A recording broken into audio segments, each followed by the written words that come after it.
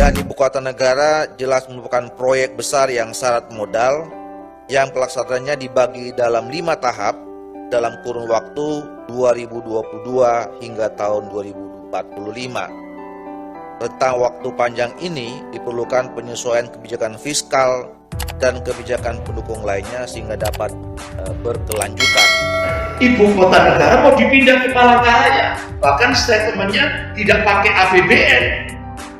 Itu langsung dibangun oleh Cina, Palangkaraya. Karena Palangkaraya itu mayoritas Kristiani, Cina. Palangkaraya.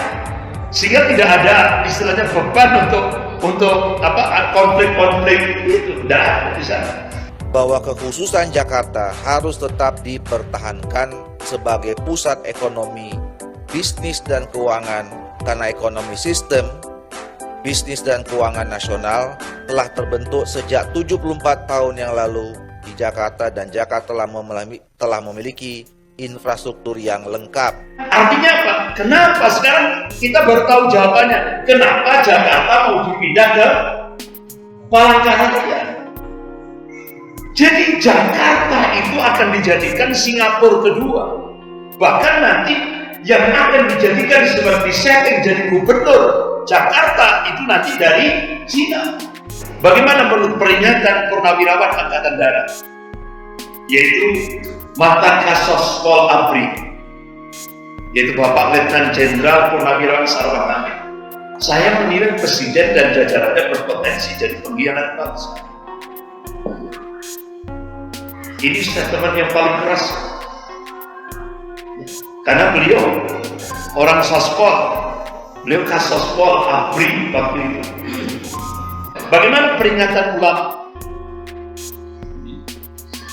Habib Muhammad Rizik Syihab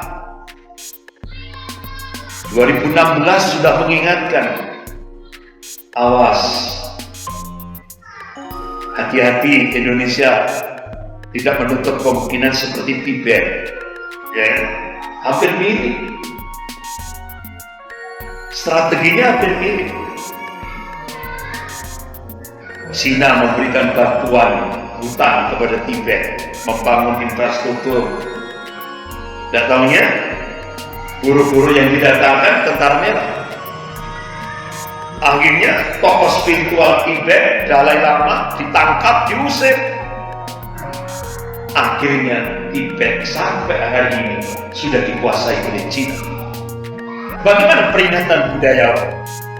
Yaitu Bapak Taufik Ismail. Awas, bahaya laten komunis. Kaum komunis itu memang pintar memutarbalikkan fakta, pintar mengarang cerita bohong, pintar memalsukan dokumen, pintar berdusta dan menipu.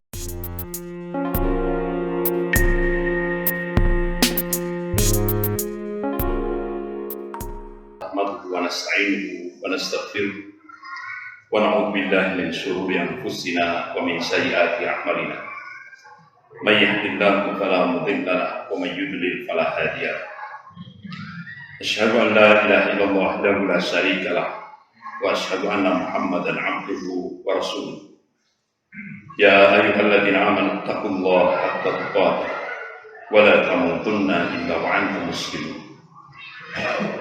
Ya ayyuhan nasu taqu rabbakum alladzi khalaqakum min nafsin wahidah wa khalaqa minha zawjaha wa batha minhuma rijalan katsiran wa nisaa'a wattaqullaha alladzi tas'aluna bihi wal arham innallaha kana 'alaikum raqiba.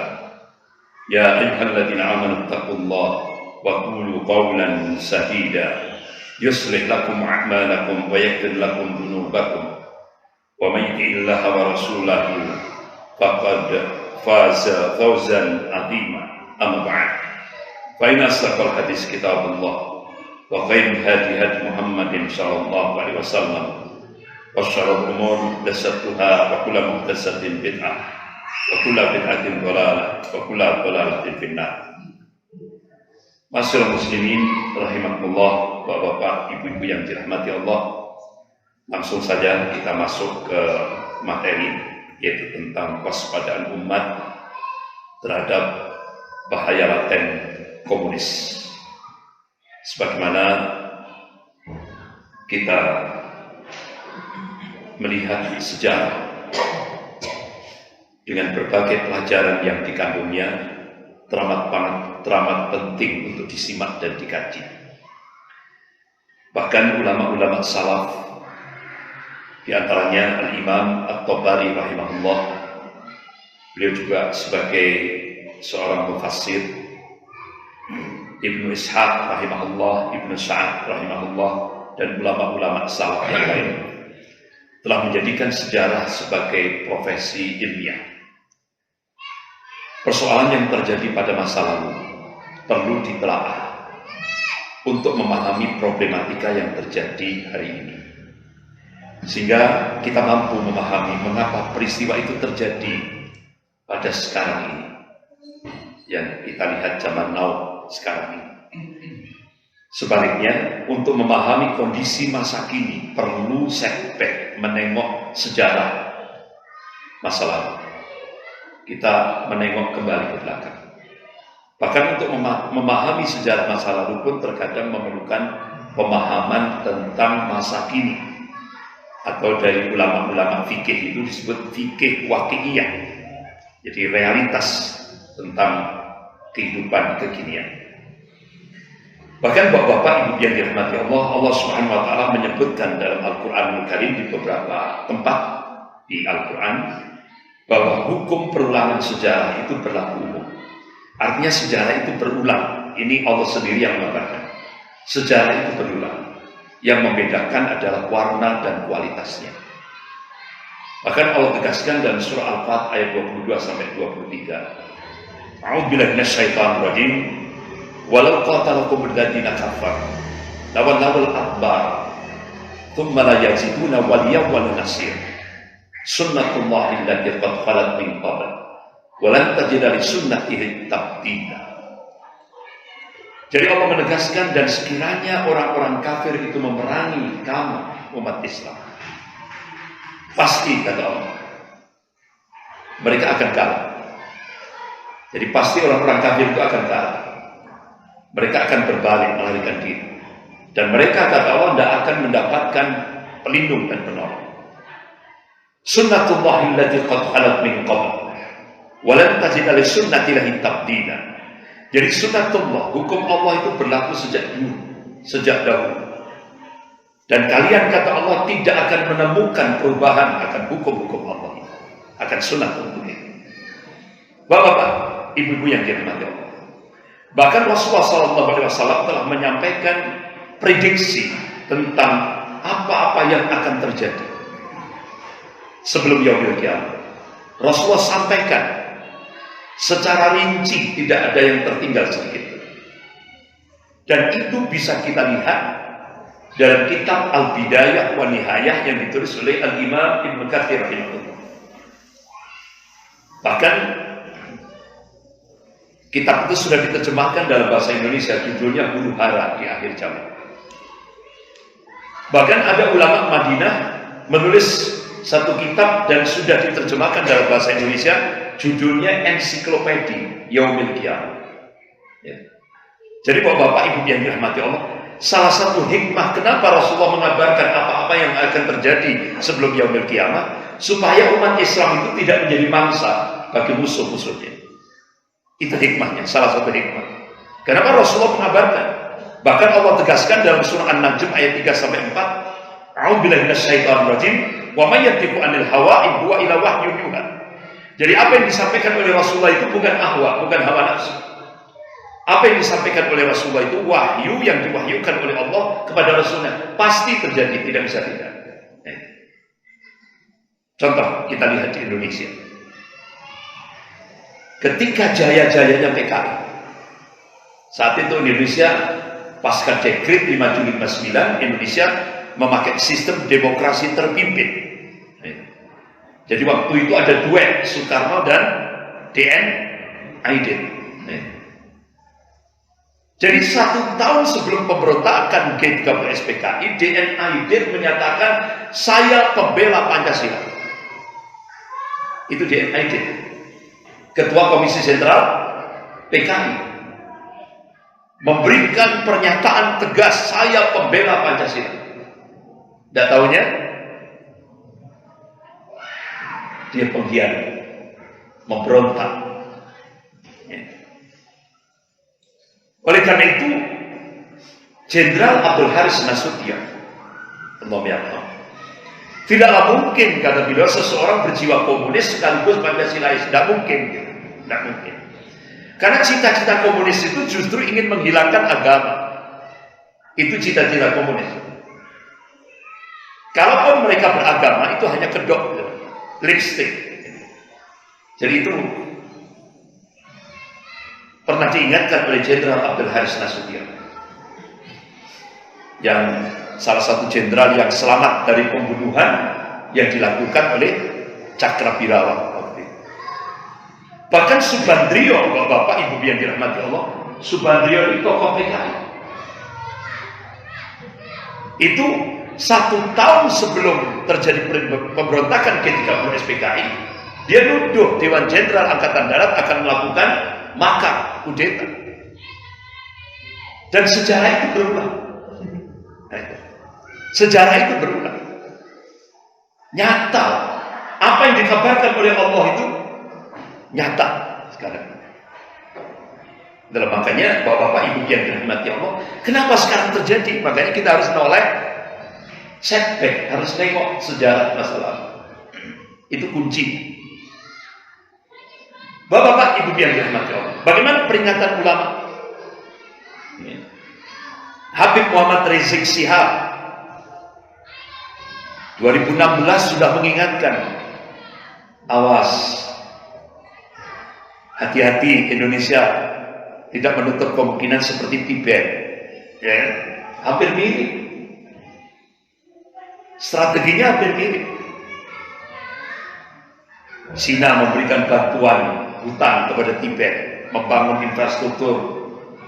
Tidak tahunya, guru-guru yang didatangkan tentara merah. Akhirnya tokoh spiritual Tibet, Dalai Lama, ditangkap, diusir. Akhirnya Tibet sampai hari ini sudah dikuasai oleh Cina. Turkistan Timur hampir sama dengan Tibet. Sampai akhirnya hampir berapa? 3 juta umat Islam ditangkap, bahkan dikarantina, ya, di kamp penahanan. Sementara istri dan anak-anaknya di rumah. Hampir 1 juta anggota komunis dipaksa untuk memasuki rumah-rumah umat Islam. Sehingga istri-istri umat Islam itu dipaksa untuk menikah dengan anggota komunis. Kalau enggak, dibunuh, dihabisi, dibantai dengan cara-cara yang biadab. Ini Turkistan Timur. Bahkan ulama Habib Muhammad Rizik Syihab, hati-hati, apakah Indonesia nanti akan seperti Angola? Ya. Angola sama, dibantu hutang oleh Cina, dibantu pembangunan infrastruktur, buruh-buruh semua dari Cina. Akhirnya Cina, karena Angola tidak mampu bayar hutang ke Cina, akhirnya Cina intervensi ke parlemen Angola, minta Islam diharamkan di Angola. Sehingga akhirnya Angola satu-satunya negara di dunia ini yang mengharamkan Islam. Ratusan masjid dihancurkan. Bahkan umat Islam sholat di jalan-jalan ditembak. Ini Habib Muhammad Rizik Syihab sudah mengingatkan, hati-hati, apakah Indonesia tidak seperti Angola? Bahkan Habib Muhammad Rizik Syihab pasca aksi 212 tahun 2016 ada jamaah umroh ikut nimbrung. Dia oknum seorang jenderal polisi mendatangi kediaman Habib Muhammad Rizik Syihab. Habib Muhammad Rizik Syihab diajak untuk pergi ke Cina. Dia banggakan Cina begini-begini, tahu betul dia tentang Cina. Akhirnya Habib Muhammad Rizik Syihab mengatakan, Cina itu biadab sekali. Umat Islam Uighur dibantai. Kata dia, Uighur itu, umat Islam Uighur itu kriminal katanya. Ya Allah, fitnahnya luar biasa. Sampai akhirnya Habib Muhammad Rizik Syihab menolak dengan halus. Bahkan muncul lagi Jenderal Purnawirawan Luhut bin Sarpanjaitan. Hampir 1 juta umat Islam Uighur dibunuh oleh pemerintah rezim komunis Cina. Bahkan organ-organ tubuh umat Islam Uighur dijual. Jantung, hati, paru-paru, itu organ-organ tubuh dijual. Jadi ini kebiadaban yang sangat luar biasa. Apa statement dari Luhut bin Sarpanjaitan? Dia mewakili Indonesia. Indonesia bisa apa? Kita bergantung dengan Cina. Kita tidak akan mungkin melakukan pembelaan terhadap 1 juta umat Islam yang dibantai oleh rezim Xi Jinping komunis Cina. Ini statement Luhut bin Sarpanjaitan. Indonesia bergantung dengan Cina. Kita tidak akan mampu. Kita tidak bisa berbuat apa-apa untuk memberikan pembelaan terhadap umat Islam yang 1 juta umat Islam dibunuh oleh Cina. Bahkan peringatan akademisi Bapak-bapak Ibu yang dirahmati Allah, yaitu Profesor Dr. Nazaruddin Samsudin, Guru Besar Ilmu Politik Universitas Indonesia. Hari Selasa 13 Desember 2016 beliau memberikan statement, selangkah lagi Indonesia akan menjadi Singapura kedua. Pribumi minggir, Cina berkuasa. Selangkah lagi. Bahkan Profesor Salim Said, ini Guru Besar Ilmu Politik dan Militer Universitas Indonesia, dan beliau adalah dosen di Lemhanas. Jadi petinggi-petinggi Indonesia ini dosennya beliau ini. Jadi ketika delegasi umat Islam Uighur bersama Profesor Din Samsudin sudah janjian, sudah berada di ruangan istana, mau menyerahkan hadiah berupa Al-Quran tulisan tangan dari umat Islam Uighur, ditolak. Padahal sudah resmi. Apa statement pemerintah? Kita sungkan sama Cina,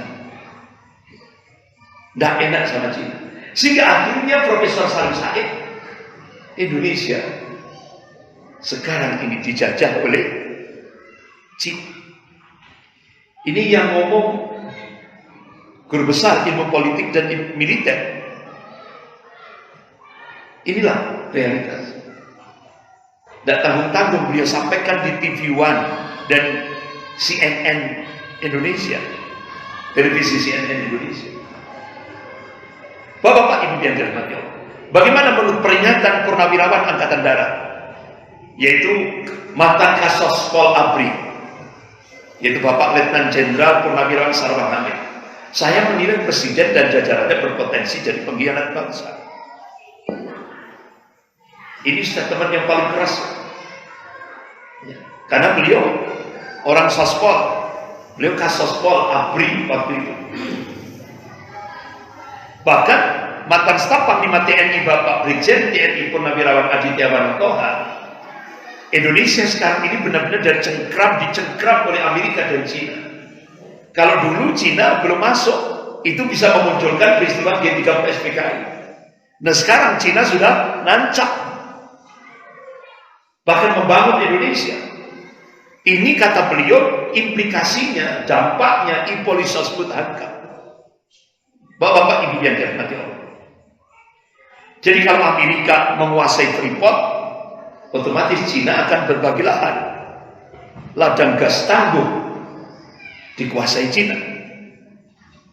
Bahkan bapak-bapak Ibu yang dirahmati Allah, ada seorang pakar ahli kimia dari Indonesia. Beliau ini dengan kakak beradik ini, ya memang ahli kimia. Beliau mencoba untuk bikin home industry, tidak besar, di kawasan Tapal Kuda. Nah, sampelnya ini diminta untuk mengirim ke Cina. Dipelajari oleh pakar kimia Cina yang umurnya 84 tahun. Istilahnya dia sudah pakar di Cina. Akhirnya beliau diundang. Yang dari Indonesia ini diundang ke Cina. Sampai ke sana, dia kaget sekali. Sempat terjadi dialog. Jadi ternyata di Cina itu sekarang memproduk power bank, dijual seharga 14, kalau dirupiahkan 14 juta rupiah. Isinya 5.000 kilowatt listrik. Nah, selama ini kan kita tahunya power bank itu kan untuk cas HP, ya kan? Ya kan, di mobil gitu kan. Nah, itu ternyata sekarang di Cina memproduk itu. Jadi dari dialog pakar kimia dari Indonesia dan pakar kimia yang umurnya 84 tahun di Cina itu gabungan antara kolaborasi antara lithium dan nikel lateral. Jadilah power bank. Jadi itu umpama kalau itu bapak ibu-ibu dijual ke Indonesia, PLN tutup semua. Ya kan? Nah, kalau satu power bank ada 5.000 kilowatt listrik, itu kan untuk tahunan, Pak. Nah, kita beli 100.000 berapa pulsanya, ya kan? Dan berapa watt itu ya? Ini 5.000 kilowatt. Ya otomatis PLN belum tinggal semua di Indonesia ini. Pembangkit listrik tidak ada gunanya. Nah, ternyata dari dialog itu tadi, bapak ibu yang dirahmati Allah, sampai pakar kimia dari Cina ini tadi ngomong, nikel lateral yang terbesar di seluruh dunia ada di Indonesia. Ternyata kita kaget sekali. Ternyata sumber nikel terbesar seluruh dunia ada di Sulawesi Tengah. Yang itu sekarang ini sampai hari ini sudah dikuasai Cina. PT Morowali. Makanya ketika Letnan Jenderal Pernawiran Sarwar Hamid dan Mayor Jenderal Pernawiran Suprapto datang ke Jawa Timur, beliau kumpulkan tokoh-tokoh ulama, itu 70% karyawan yang ada di PT Morowali itu semua dari Cina. 70% itu jumlahnya berapa? 80.000 kurang lebih. Dan itu semua mereka tidak punya skill. Mereka adalah tentara merah. Bahkan Mayor Jenderal Purnawirawan Suprapto mengatakan ada tanker di sana di PT Morowali isinya senjata. Itu loh. Jadi kita baru tahu. Bapak Ibu yang dirahmati Allah. Bagaimana peringatan budayawan? Yaitu Bapak Taufik Ismail. Awas, bahaya laten komunis.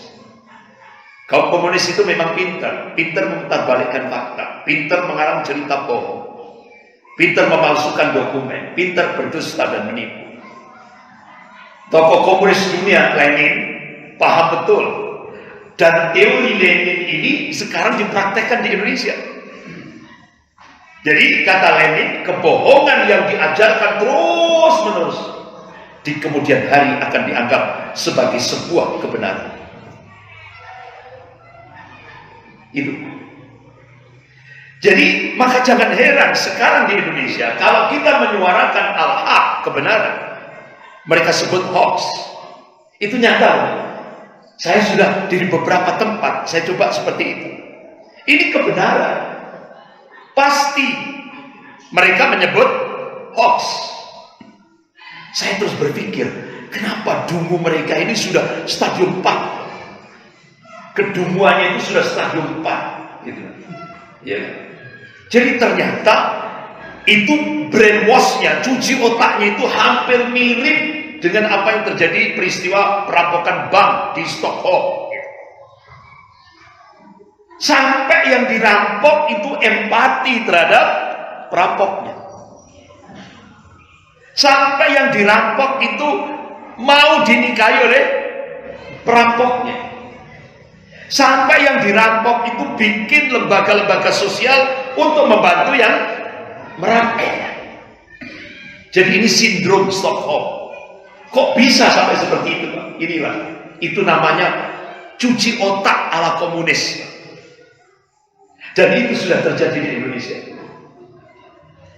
Makanya saya pinjam statementnya Rocky Gerung itu, benar itu, Pak.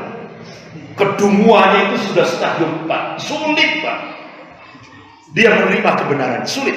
Pasti kalau kita menyampaikan kebenaran, pasti mereka sebut hoax. Padahal itu S2. Ini yang saya temukan, ini orang S2 sudah pasca sarjana. Saya bagaimana ini cara brainwashnya itu saya temukan, itu strategi sindrom Stockholm.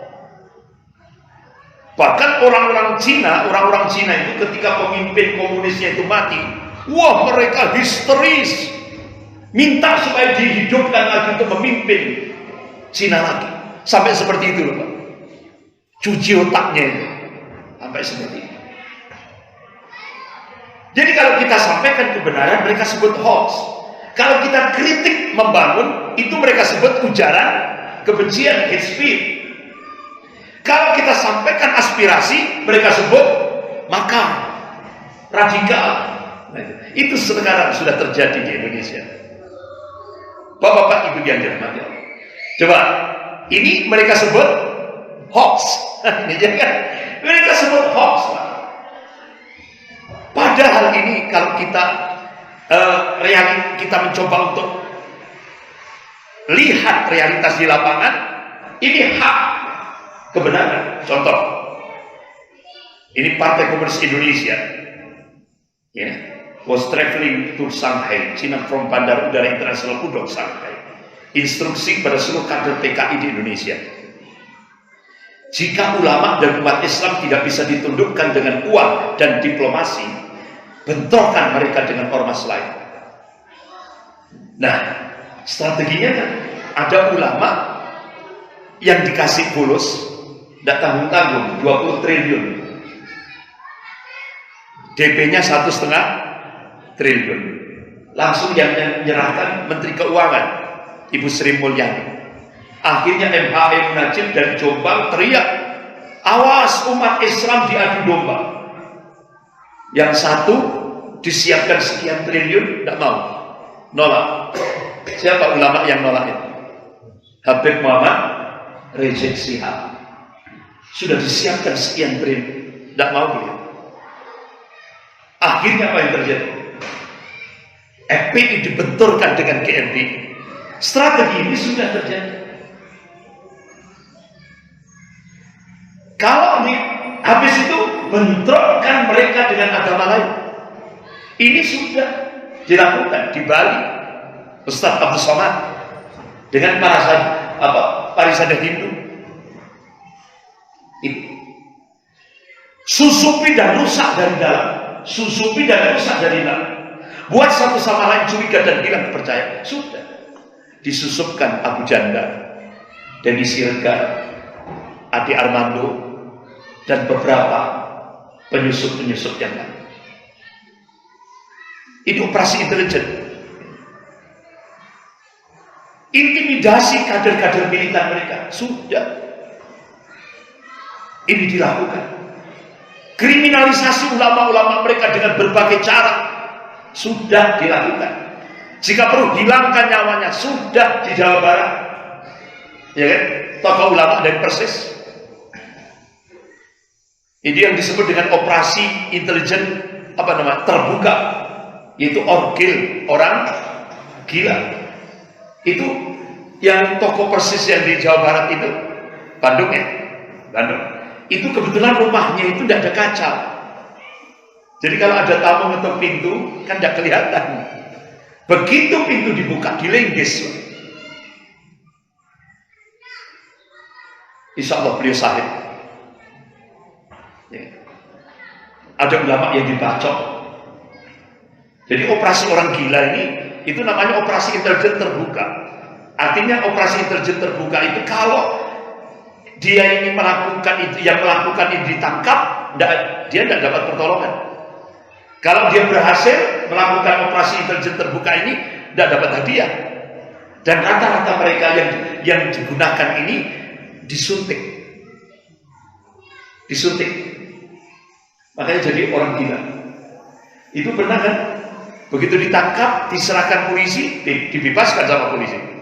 Akhirnya ada yang ditangkap, nggak diserahkan polisi. Ternyata kalau tidak salah sehari semalam, besoknya sudah sadar. Ternyata pengaruh suntikan.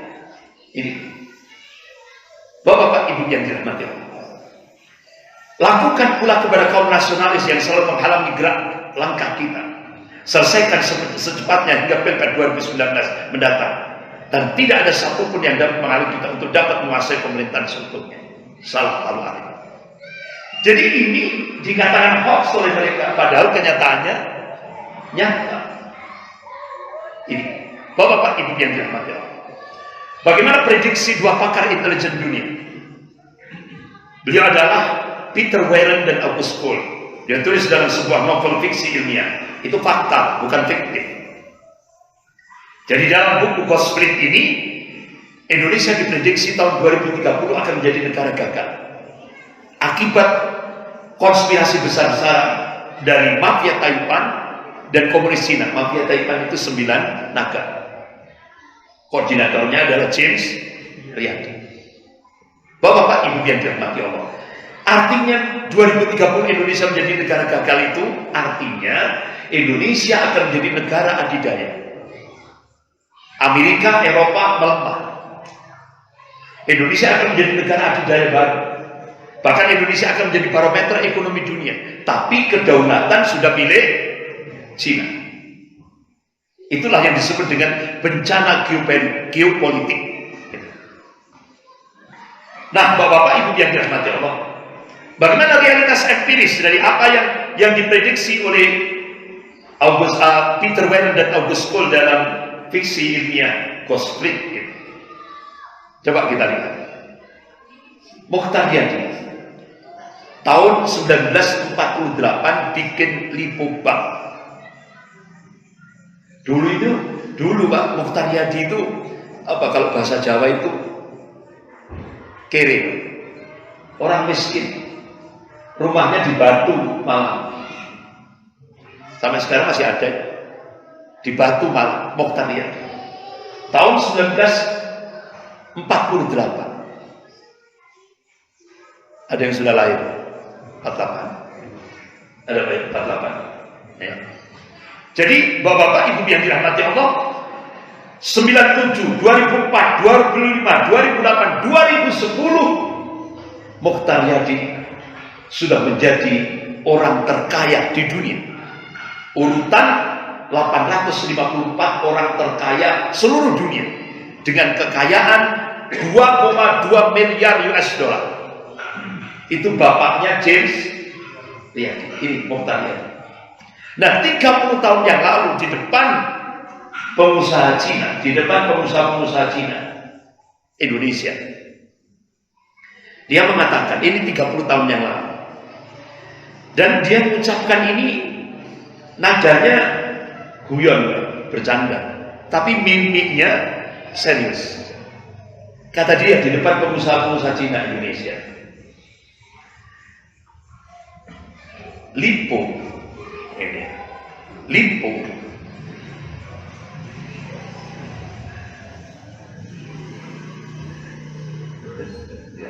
jadi Lipo itu singkatan dari lama-lama Indonesia pasti punya OI. OI itu kan aku. Ini disampaikan oleh Mokhtar Yadi 30 tahun yang lalu. Lipo itu singkatan dari lama-lama Indonesia pasti punya OI. Punya OI. Bagaimana strateginya? Setelah dia memberikan statement seperti itu, langsung di depannya pengusaha-pengusaha Cina itu tepuk tangan. Ini peristiwa 30 tahun yang lalu. Setelah itu dia menyampaikan pernyataan yang sangat mengerikan. Apa? Dia katakan, ya, orang Indonesia ya, pintar kan? Tapi malas berbisnis. Ini di depan pengusaha-pengusaha Cina. Pingin uang banyak, tapi malas berbisnis. Itu orang Indonesia. Tinggal kasih uang saja, dia akan baik dengan kita. Oleh karena itu kata dia, sering-seringlah ajak makan, habis itu kasih angpau,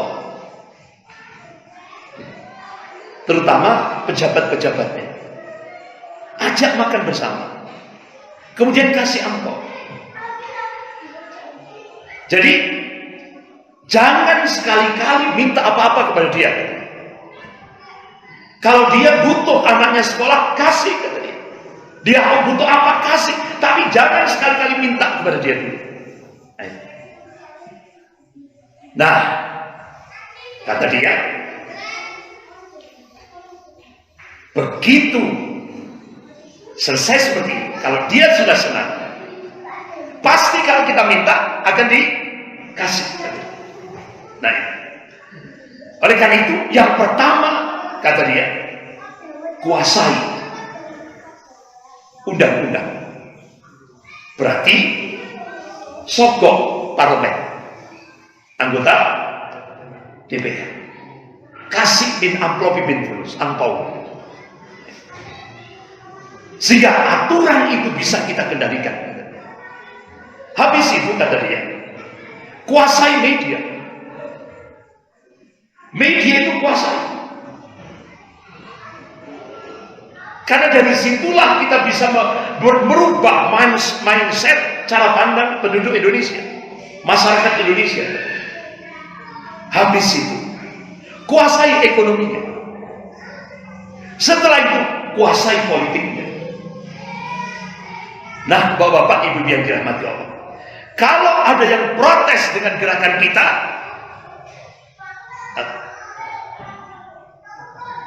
langsung pejabat aparat keamanan itu gerakan untuk menghabisi orang yang protes itu. Nah, kira-kira peristiwa 30 tahun ini sudah terjadi tidak di Indonesia? Sudah. Ini nyata. Bahkan ketika tokoh-tokoh ulama diundang di Asrama Haji Pondok Gede Jakarta, dan alhamdulillah saya juga diundang waktu itu. Ini yang ngomong Ketua MPR Pak Zulkifli Hasan. Beliau menyampaikan 80% aset ekonomi nasional sudah dikuasai Cina. 74% tanah seluruh Indonesia sudah dikuasai Cina. Pribumi dikasih 26%. Dan ternyata ucapan Ketua MPR itu dibenarkan oleh Bank Dunia. Bahkan ada satu konglomerat Cina di Indonesia, Sinarmas itu punya tanah legal formal 5 juta hektar. Ada yang punya 8 juta hektar. Bahkan Ketua MPR Pak Zulkifli Hasan waktu di depan tokoh-tokoh ulama, saya dengarkan sendiri. Itu kalau hartanya umat Islam se-Indonesia, hartanya rakyat Indonesia ini, 100 juta rakyat Indonesia dikumpulkan hartanya jadi satu, itu sebanding dengan satu konglomerat Cina. Padahal di Indonesia ada 9 konglomerat Cina yang kuat. Berarti kan kalau kita itu berarti kan 900 juta perbandingannya. Padahal jumlah penduduk Indonesia cuma 260 juta. Akhirnya Pak Zulkifli Hasan sebagai Ketua MPR, beliau memberikan statement di depan tokoh-tokoh ulama. Kalkulasi politik kita tidak bisa berbuat apa-apa. Makanya bapak-bapak, ibu yang dirahmati Allah, saya pernah di Saujajat. Selesai saya memberikan kuliah subuh, ada seorang pejabat Dia perwira ke atas. Ustaz tahu di Jawa Timur itu mulai dari elit Jawa Timur sampai tingkat bawah itu sudah menjadi cecunguk Cina. Apa cecunguk itu? Jongos, miris gitu. Bahkan saya ditanya, Ustaz tahu nggak siapa yang menguasai Maluku?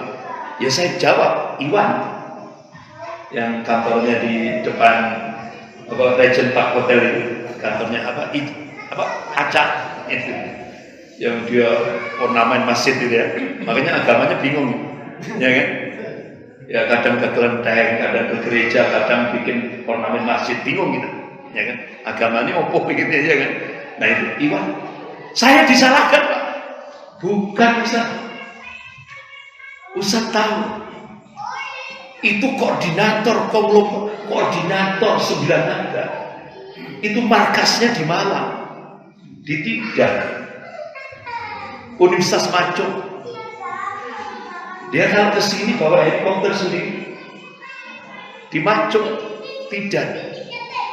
Bahkan saya kan ngisi di Angkatan Darat, saya dapat info dari 7 tempat reuni ex-PKI dan pemutaran film PKI yang berhasil cuma 1, yang lain kan dibubarkan oleh aparat.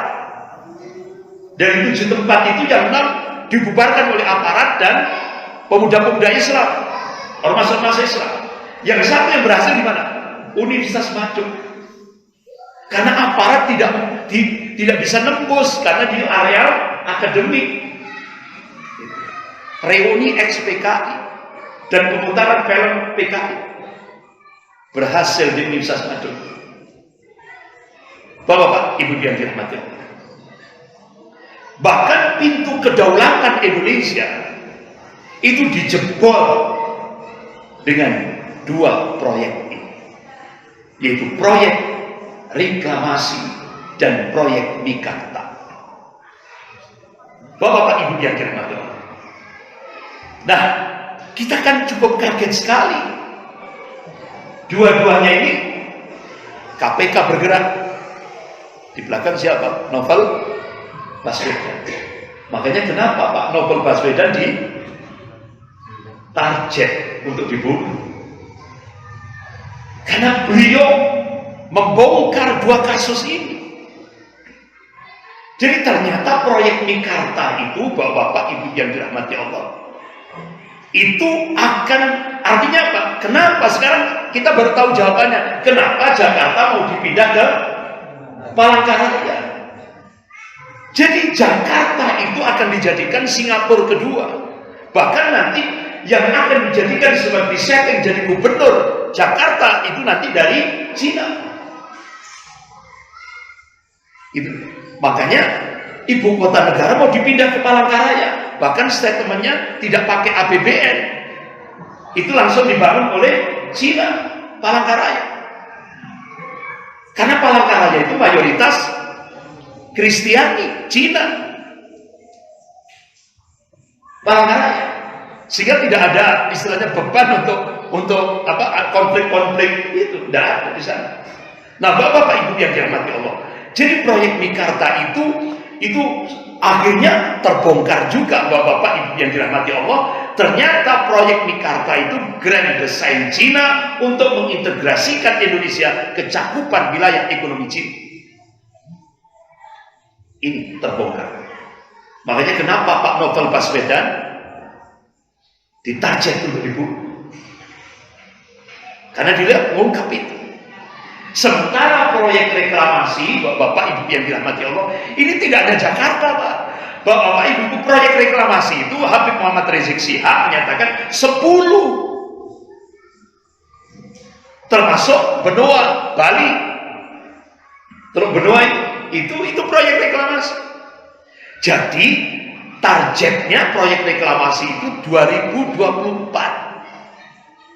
Jadi kalau 2024 itu berhasil 10 proyek reklamasi itu, targetnya 200 juta rakyat Cina daratan masuk di proyek reklamasi itu. Nah, kita masyarakat bawah kan tidak tahu. Ini yang tahu betul Habib Muhammad Rizik Syihab. Makanya kenapa beliau ditarget untuk dibunuh. Bapak-bapak, ibu yang dirahmati Allah.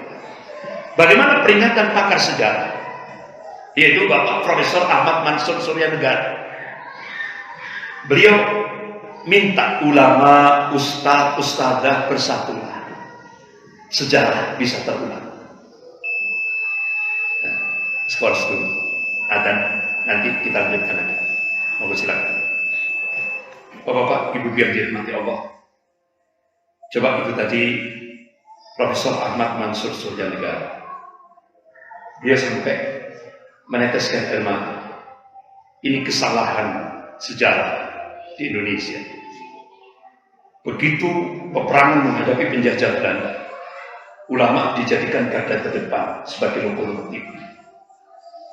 Begitu Indonesia merdeka, pasca Indonesia merdeka, Indonesia masih diintervensi oleh Belanda, jadilah negara RIS, Republik Indonesia Serikat. Kembali ulama diminta berada di garda terdepan.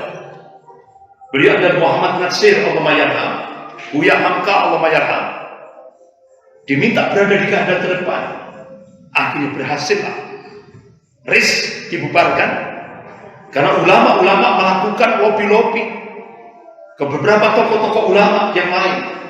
Akhirnya Indonesia tepat tanggal 17 Agustus 1950 diproklamasikan Indonesia menjadi NKRI. Ulama. Tapi begitu Indonesia jadi NKRI, seluruh ulama ditangkapi dan dijebloskan ke penjara tanpa prosedur hukum.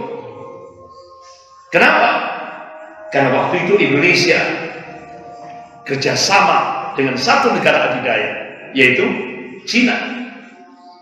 Waktu itu yang dijadikan, makanya ada Jakarta Peking, ya kan? Sehingga akhirnya dimunculkan ideologi baru, Nasakom, nasionalis, agama, komunis.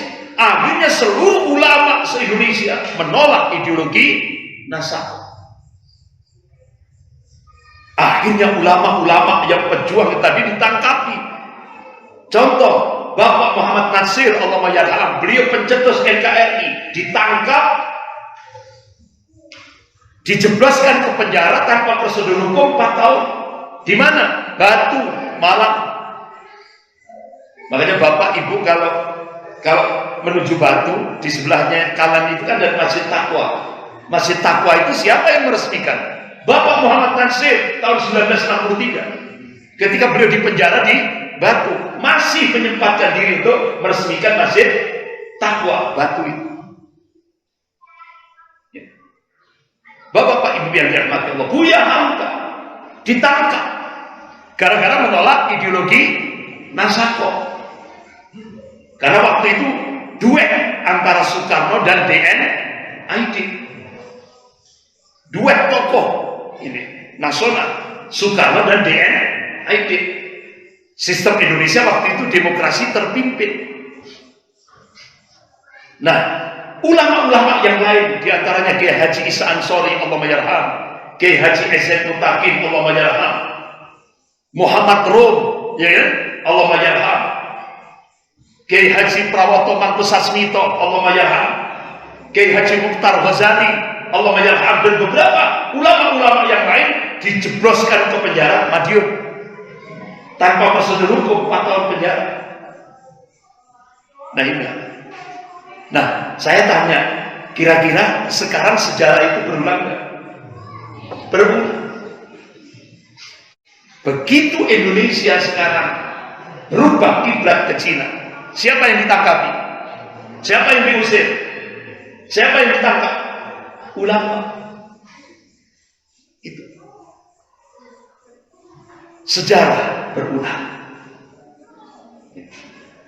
Bapak Ibu yang dirahmati Allah, PKI dulu menggunakan kekuatan politik dan fisik bersenjata sebagai sarana untuk melakukan pemberontakan dan pengkhianatan terhadap bangsa dan negara dengan backup bantuan dari Cina, RRC, dan Uni Soviet tahun 1965.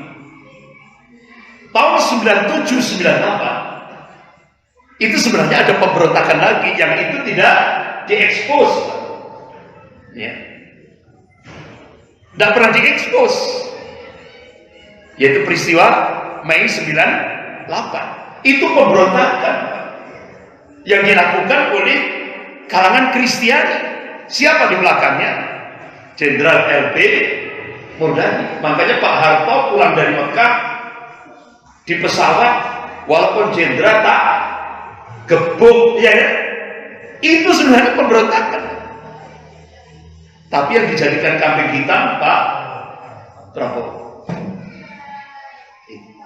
Jadi 9798 itu kalangan Kristiani Ordo Yesuit menggunakan kekuatan ekonomi sebagai instrumen politik untuk melakukan pemberontakan dan pengkhianatan terhadap bangsa dan negara dengan bantuan tokoh Zionis Yahudi George Soros. Dulu waktu itu dia di Singapura, zaman pemerintahan Habibie. Bahkan waktu itu Pak, saya masih sebelum terjadi peristiwa ini, saya waktu itu diundang oleh Kasatpol Abri Pak Letnan Jenderal Sarwan Hamid waktu itu. Dari pemuda-pemuda se-Indonesia diundang, bahkan diinapkan di sebuah hotel.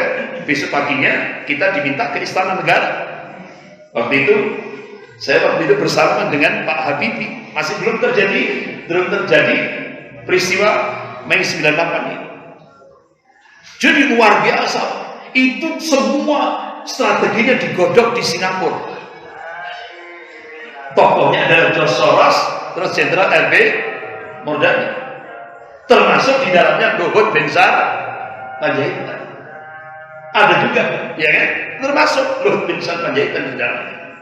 Jadi dibantu oleh Amerika dan konglomerat Cina, terjadilah peristiwa Mei 98. Jadi bapak-bapak, ibu yang dirahmati Allah, Ordo Yesuit itu sudah sejak dulu dia melakukan perlawanan terhadap Islam dan kaum muslim. Pasca kemerdekaan, mulai dari Orde Lama, mereka sudah di bawah tanah, gerakan di bawah tanah. Promotornya adalah Peter Buck. Ini komandan pasukan rahasia langsung di bawah Vatikan Roma. Jadi Pak, itu pusat kaderisasinya di Jawa Tengah, Jogja, Solo, termasuk kader-kadernya, termasuk yang di Malang, termasuk di Malang.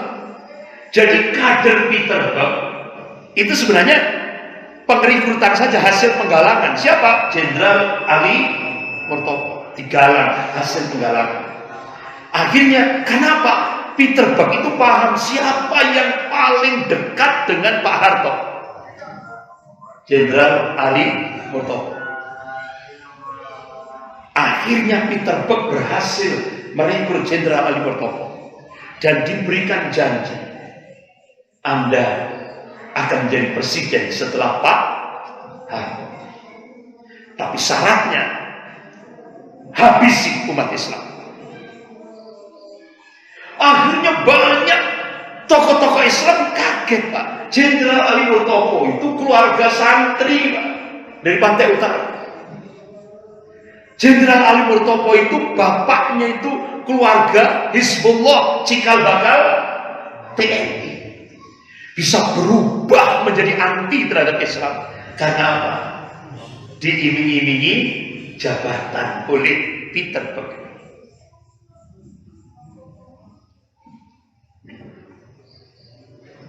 Jenderal Ali Murtopo punya kader lapangannya, yaitu Jenderal LB Murdani. Jenderal LB Murdani punya dua kader, Luhut dan Hendro Priyono, yang sekarang penguasa di Indonesia. Makanya kalau kita melihat sekarang, tengok ke belakang, sejarah. Nah, bapak-bapak, ibu yang dirahmati Allah, makanya kenapa Jenderal Ali Murtopo bikin rekayasa intelijen untuk menjebak umat Islam. Dan ini diungkap oleh Jenderal Sumitro dan dalam bukunya dari Pangdam Mulawarman hingga Pangkop Kantim. Semua 7 rekayasa intelijen, korlapnya Jenderal Ali Murdani, aktornya Jenderal Ali Murtopo itu ternyata adalah rekayasa Jenderal Ali Murtopo dengan teori strategi intelijen, pancing dan jaring. Jadi umat Islam dipancing baru dijaring. Pertanyaan kita, berapa ulama yang dibunuh? Berapa umat Islam yang dibantai? Ini sejarah. Bapak Ibu yang dirahmati Allah. Kalau dulu LB Murdani dilanjutkan oleh LB Panjaitan. Bapak Ibu yang dirahmati Allah, ini peristiwa Tanjung Priok dan Mei 98. Kali ini waktu jadi Menko Polhukam minta untuk mengajukan revisi undang-undang terorisme. Bahkan pakar-pakar hukum tata negara, termasuk juga ketua Komisi 3 DPR Pusat Bapak Muhammad Syafi'i, ya kan? Itu sampai kalau orang, artinya rakyat Indonesia tahu hasil revisi undang-undang terorisme, itu undang-undang yang paling jahat seluruh dunia ini ada di Indonesia. Tapi itu tidak pernah disosialisasikan, tidak pernah diungkap di media. Lebih jahat dari penjajah Belanda undang-undang yang dimotori oleh Luhut bin Sarpanjaitan. Nah, akhirnya mereka berkuasa. Kembali lagi Yahudi sebagai penopangnya, Stan Greenberg ini dijadikan konsultan politik di Indonesia waktu itu. Makanya yang paling mengimbangi gerakan mereka adalah Jenderal Riyamizat Yaakub, imbang. Jadi cita-cita pendidikan negara komunis Indonesia 1926 gagal, 1948 gagal, 1965 gagal, 98 hampir berhasil, tapi gagal ujung-ujung. 2019 belum tercapai sudah ketahuan. 2019 belum sudah ketahuan. Makanya Menteri Pertahanan Bapak Jenderal Riyamizat Yaakub, kita patut curiga yang bilang PKI tidak ada, mungkin dia komunis kan? Kalau ada orang ngomong PKI tidak ada, berarti dia komunis. Bahkan ini statement terbaru mantan Panglima TNI Jenderal Purnawirawan Gatot Nurmantio, 6 Juli 2019, awal Juli, tanggal 6. Saya tak takut dibilang provokasi kan? Pancasila memang akan diganti komunis. Ini yang ngomong mantan Panglima TNI. Indikasinya apa? Yang pertama, tuntutan pencabutan TAP MPRS nomor 25 tahun 60 sudah. Ini digerakkan di parlemen, sudah berproses. Yang kedua, penghapusan sejarah pengkhianatan PKI dalam kurikulum. Nah, ini dimulai pada masa Presiden Megawati. Dan ini saya punya bukunya. Dan itu yang mengungkap adalah Pak Profesor Malik Fajar. Pak Malik Fajar. Jadi penghapusan sejarah pengkhianatan PKI dalam kurikulum buku-buku sejarah anak-anak kita sudah tidak ada lagi sekarang. Yang ketiga, penghentian pemutaran film G30 SPKI dari TVRI sudah. Yang keempat, penghapusan litsus bagi calon pejabat sudah. Tidak ada lagi litsus. Makanya jangan kaget Pak, mantan staf Panglima TNI yaitu Bapak Brigjen Aditya Warmantoha sekarang ini kader-kader komunis yang jadi wali kota, jadi bupati banyak. Di DPR Pusat itu menurut informasi Ketua MPR 118 kader komunis itu duduk di DPR Pusat.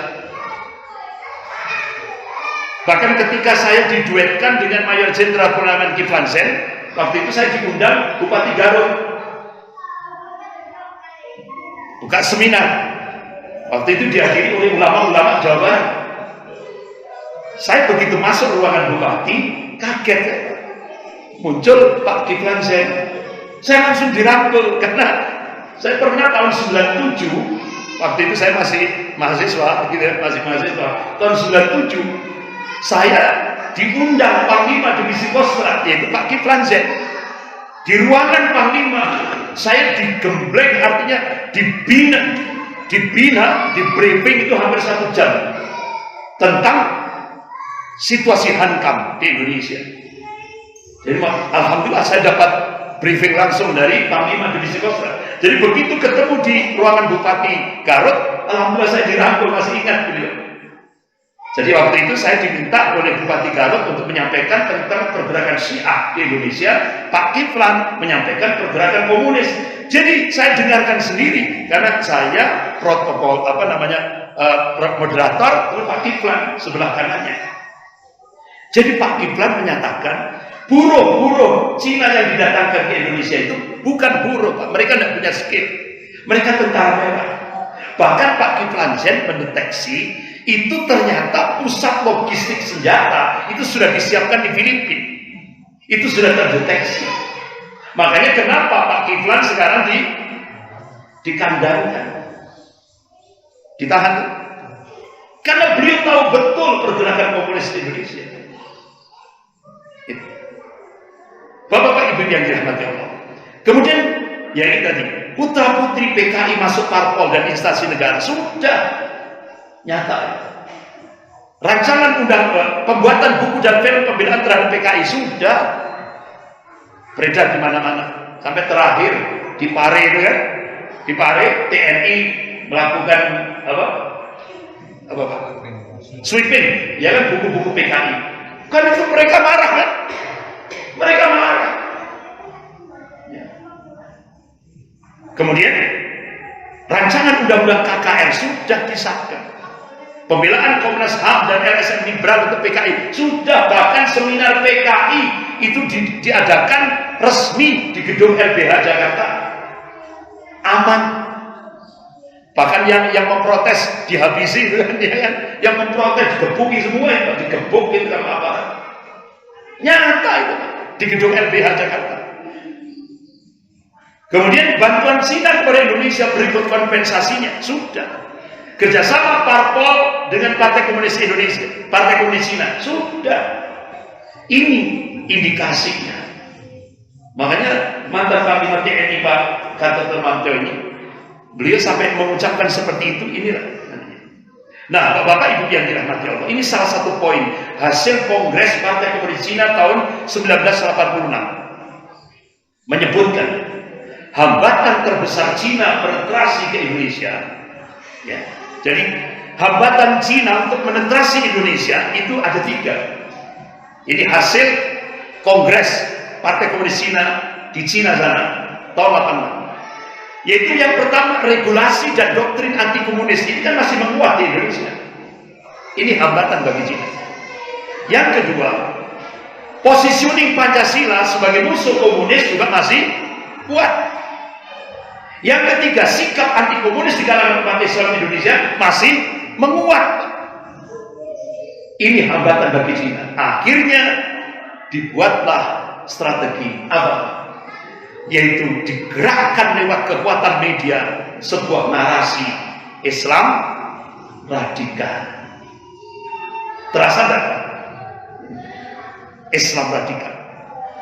Jadi Islam radikal ini hanya hantu yang sengaja diciptakan untuk menempatkan umat Islam menjadi musuh. Makanya Bapak Ibu yang dirahmati Allah, strategi Senogogronya itu dipakai lagi di Indonesia sekarang. Jadi dulu Senogogronya, tokoh penjajah Belanda ini yang sampai untuk memasuki di kalangan umat Islam dia pakai merubah nama Abdul Ghaffar, sampai dia pakai kopiah, pakai sorban supaya diterima umat Islam Indonesia. Akhirnya dia berhasil memeta umat Islam di Jawa ini. Ada Islam ritual, kemudian ada Islam muamalah atau Islam sosial, ada Islam politik. Kalau Islam ritual itu menurut penjajah Belanda itu masuk kategori lampu hijau. Boleh saja. Bahkan Belanda mendukung. Jadi Islam ritual itu gini, Pak. Si penting sholat, poso, mari wis. Ojo mikir-mikir yang lain-lain gitu. Kemudian begitu umat Islam menjadikan Islam sebagai aturan mengatur masyarakat, nah ini masuk kategori Islam muamalah. Ini lampu kuning bagi penjajah Belanda, harus diawasi. Nah, begitu umat Islam sudah mikirkan negara, nah ini Pak, itu masuk Islam politik. Ini yang menurut penjajah Belanda itu lampu merah, harus dihabisi. Kira-kira terjadi lagi nggak di Indonesia? Terjadi. Makanya 9 naga berhasil minta kepada KPU untuk buat aturan masjid dilarang untuk membicarakan politik. Berhasil nggak? Berhasil. Jadi umat Islam ini jangan sampai mengungkap masalah politik. Sampai di Giant di depannya di Saujajar itu baliho besar, masjid dilarang untuk digunakan sarana politik. Ya Allah, saya terus berpikir Pak, coba kita buka kitab-kitab sirah nabawiyah. Rasulullah itu ketika di Madinah tidak hanya sebagai Nabi dan Rasul, Rasulullah itu sebagai kepala negara, Rasulullah itu sebagai pemimpin politik. Bahkan Rasulullah membangkitkan kekuatan politik Islam dari masjid. Sekarang umat Islam yang mayoritas di Indonesia ini tidak boleh bicara politik di masjid. Jadi mayoritas tapi serasa minoritas. Ini yang terjadi. Bapak-bapak Ibu yang dirahmati. Makanya tadi kan sudah saya sampaikan, kalau kita ngomong kekinian, tengok sejarah masa lalu. Nah ini pernah diungkap oleh Jenderal Abdul Haris Nasution.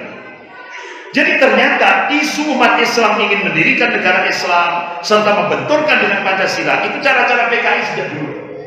Jadi kalau ada oknum yang menyebarkan informasi dan membentuk opini seolah-olah ada kelompok Islam di Indonesia yang ingin mendirikan negara Islam, berarti oknum tersebut adalah musuh umat Islam dan oknum tersebut adalah agen Cina. Pasti dia pendukung Cina. Nah, Bapak Ibu yang dirahmati Allah, coba kita lihat. Ini nyata. Wakil Perdana Menteri Cina Liu Yangdong selesai diterima presiden. Beliau langsung meluncur di auditorium FISIP Universitas Indonesia hari Rabu tanggal 27 Mei 2015 di depan akademisi mahasiswi UI Universitas Indonesia. Beliau sampaikan konsekuensi Indonesia mendapatkan bantuan hutang dari Cina 647 triliun, syaratnya 10 juta rakyat Cina wajib masuk ke Indonesia. Nah kira-kira ini 10 juta itu ini mau perang apa? 10 juta loh. TNI yang aktif itu kan cuma 500 ribu. Nah kalau 10 juta itu dipersenjatai,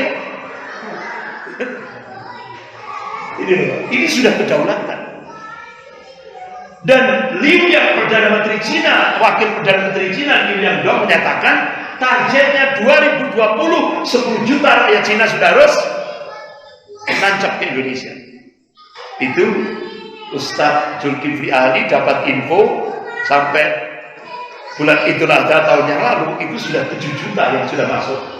Bahkan beberapa statement dari orang-orang Sulawesi itu ada yang kan rata-rata mayoritas ke Sulawesi.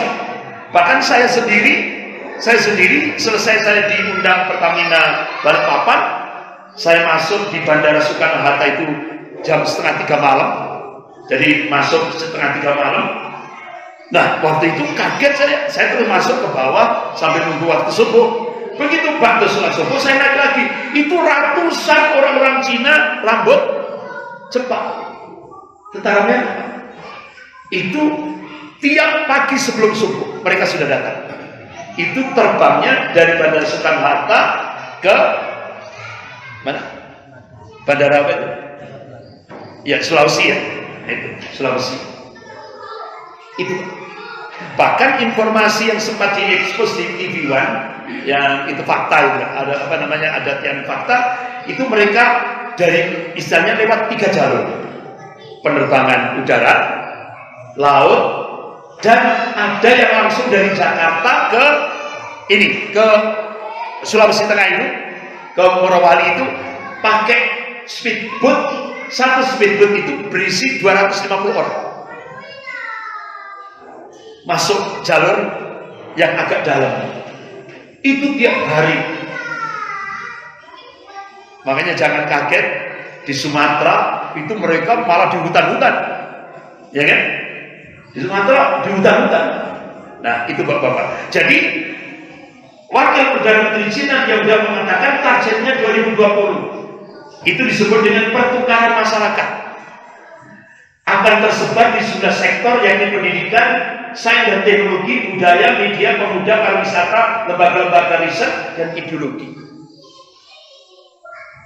Ini, makanya jangan kaget kemarin di Malang itu guru bahasa Inggris dari Cina sudah mulai masuk di kawasan pendidikan. Bahkan rencana rektor juga, ya kan, Menristek sudah memberikan, jadi nanti rektor itu diambilkan dari sana. Rektor, jabatan rektor, semuanya. Ini targetnya 2020. Bahkan yang kita cukup kaget sekali kan ada kemarin jadi viral ini. Pak Darmono, yaitu Setiono Juwandi Darmono, minta kepada Presiden agar pendidikan agama Islam di Indonesia dihapus. Saya waktu itu ngira Pak Darmono itu wong Jawa. Ternyata Darmono itu orang Cina. Dia satu jaringan bisnis dengan James Riyadi. Tapi diekspos dia praktisi pendidikan, padahal dia konglomerat. Ini makanya Majelis Ulama menyatakan usulan penghapusan pendidikan agama mulai muncul. Ini menandakan kalau ideologi komunis sedang bekerja. Hanya orang komunis saja yang anti dengan agama. Ini yang menyampaikan adalah Bapak siapa namanya? Yang dari MUI bidang hukum itu, ya Allah lupa saya. Anton Tapak. Ya kan? Dia kan jenderal pernawiran Anton Tapak. Nah, makanya Bapak Ibu bilang tidaklah mungkin seseorang berjiwa komunis sekaligus Pancasila, mungkin. Jadi kita diingatkan oleh Jenderal Abdul Haris Nasution yang selamat dari pembunuhan yang dilakukan oleh Cakrawirawan. Nah, Bapak Ibu yang dirahmati Allah, bagaimana pergerakan komunis kekinian? Bagaimana sekarang pergerakan komunis? Pak, Bu, dulu sekjennya dulu Ketua Komisi Sentral PKI DNAID, sekjennya nyopot. Kongres PKI ke-10 ini anggaran dasar, anggaran rumah tangganya. Ketuanya Wahyu Setiaji, Ketua Komisi Sentral PKI yang baru, sekjennya Teguh Karyadi. Ini ADART-nya sudah dihasilkan dari Kongres PKI ke-10 tahun 2010 di Desa Ngablak. Di mana tempatnya? Gereja, aula gereja. Bapak-bapak Ibu yang dirahmati Allah. Jadi Bapak-bapak Ibu yang dirahmati Allah, rata-rata organisasi PKI itu PRD juga, Partai Papernas itu, ya kan? Itu objeknya sama, buruh, tani, mahasiswa seni. Nah sekarang yang dimunculkan lagi sebagai test case PRD. Serentak Jakarta, Solo, Malang, Surabaya, Makassar. Alhamdulillah. Tanggal 22 kemarin, ya kan? 22, 23. Alhamdulillah. Di Jakarta, Gubernur Anies Baswedan memerintahkan TNI dan Satpol PP untuk mencabut bendera-bendera PRD karena dia undergo komunis. Kemudian Solo, FPI yang membubarkan. Malang di Jalan Joyo Utomo, Joyo dibubarkan, sudah dibubarkan. Surabaya FPI yang membubarkan, Makassar FPI yang membubarkan. Taskes ini sudah mulai dimunculkan. Bapak-bapak Ibu yang dirahmati Allah. Jadi PRD itu dulu pimpinannya adalah Budiman Sujatmiko. Dan pemuda-pemuda PRD, pemuda-pemuda komunis di Malang ini, yang membriefing, yang kader itu adalah Budiman Sujatmiko di Malang. Kader-kader komunis di Malang. Makanya jangan kaget, dia munculkan di Jalan Joyo Utomo. Joyo itu Pak. Jalan Joyo Utomo dibubarkan. Nah, penggantinya Budiman Sujatmiko naik ke DPP PDIP pusat. Nah, sekarang yang ganti pimpinan PRD adalah Agus Jabur. Itu hasil Kongres PRD tanggal 24 sampai 26 Maret 2015 di Hotel Akasia, Jalan Matraman, Jakarta Pusat. Bapak-bapak, Ibu yang dirahmati Allah. Ini beberapa program-program kerja PKI Muda, rapat-rapat rahasia, pertemuan strategi latihan kader buat jaringan, dan dia cita-citanya mencabut TAP MPRS 25, nomor 25 tahun 66, targetnya 2019 ini. Nah, ini kader-kader komunis. Tidak tanggung-tanggung, Pak. Instrukturnya langsung dari tokoh Partai Komunis Jerman. Ini instrukturnya. Steven, Miss Maria, Axel Kasuda, Mr. Peter, Mr. Sunarto ini orang Indonesia tapi warga negara Jerman. Jadi partai kiri Jerman. Makanya Bapak Ibu yang dirahmati Allah, pusat pendanaan pergerakan komunis se-Indonesia, ya, alhamdulillah bisa ditemukan. Ya. Jadi itu tempatnya itu nggak melayani, rumahnya gede. namanya aja Islami, Ahmad Zairofi.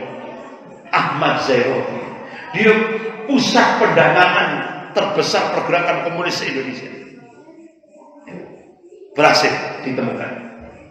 Jadi Bapak Ibu yang dirahmati Allah, jadi struktur organisasi komunis itu sudah se-Indonesia.